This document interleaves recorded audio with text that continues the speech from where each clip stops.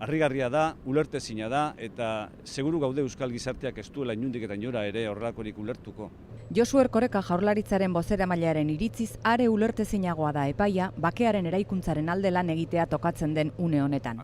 Erkorekaren ustez, euskal gizarteak ez du ulertzen zenbait jarrera agertzea. Garai bateko iraganeko jarrerak agertzea.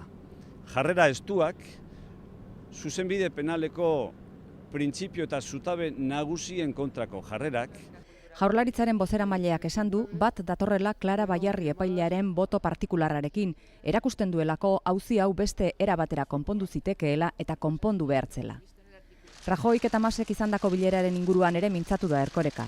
Baikorra iruditzen zaio bi agintariak 2 orduz batzartuta egon izana, elkarrizketarako tartea badagoela erakusten duelako.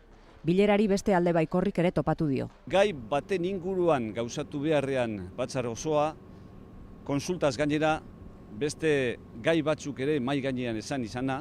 Erkoreka bat dator Masek bilera ostean egindako balorazioarekin, baita egoeraz eginiko irakurketarekin ere. Eta bat egingo dugu Katalanekin baita ere, Rajoiren gobernua bultzatzen ari den rezentralizazio prozesu honen kontra egiteko orduan.